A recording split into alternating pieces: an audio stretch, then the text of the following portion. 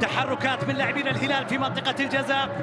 الكرة تلعب واصلة باتجاه كاريو مع الكرة ملعوبة على الجهة اليمين. مصعب الجوير بعرضية، الله!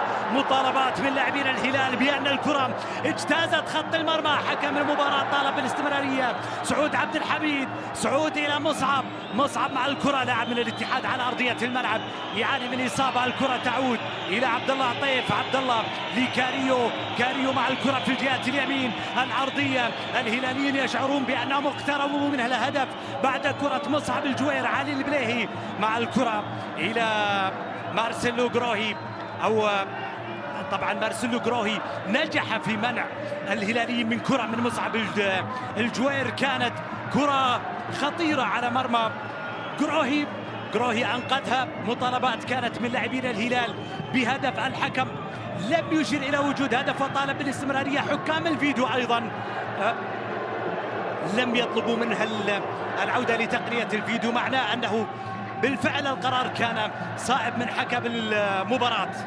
لا يوجد هدف في لقطة مصعب الجوير. الكرة إلى علي البليهي بتمريرة واصلة باتجاه كاريو في محاولة في كرة فيها صافرة، مخالفة، ركلة حرة مباشرة الهلال.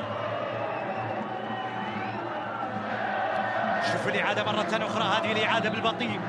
اللقطة اللي تصدى لها جروهي لكرة مصعب الجوير، إعادة في أكثر من زاوية. هل تجاوزت الكرة خط المرمى؟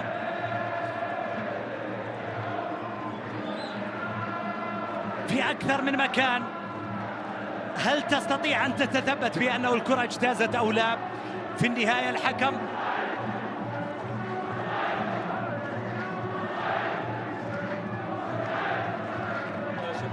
على ما يبدو بأن في حديث مع تقنية الفيديو للتأكد من اللقطة، لكن بعد ذلك كان في حديث مع اللاعبين، مطالبة لاعبين الهلال بالهدوء، لأنه إن كان هناك من قرار بهدف من عدمه سيتحقق هذا القرار بتقنية الفيديو، وأنهم يراجعون لقطة الكرة من مصعب الجوير إذا كان بالفعل بحسب تقنية الفيديو اللقطة قد تجاوزت خط المرمى أو لا. هذا الأمر يبقى بقرار حكام الفيديو. شوف اللقطة من جديد. لا يمكن أن نعطي قرار، طبعا القرار عند حكام الفيديو.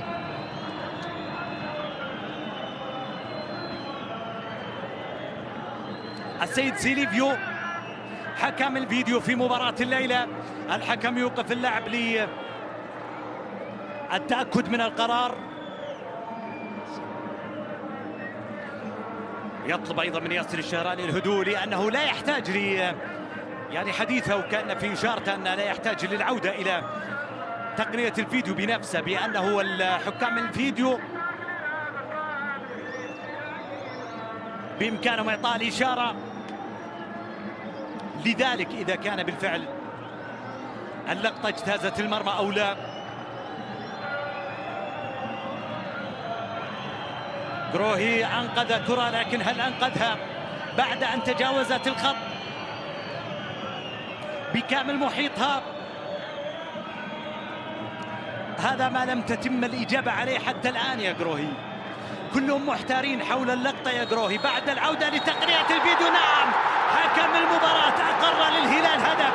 الهلال يسجل هدف الأول عبر مصعب الجوير، وفرحة هلالية في المدرجات. القوة الزرقاء تسعد الآن بقرار من حكم المباراة الأرجنتيني السيد فرناندو، الذي أشار إلى أن جروهي لم يتمكن من كرة مصعب الجوير. كانت أصعب من جروهي كرة مصعب، والهلال تمكن من تسجيل هدف الأول في المباراة. إذن المباراة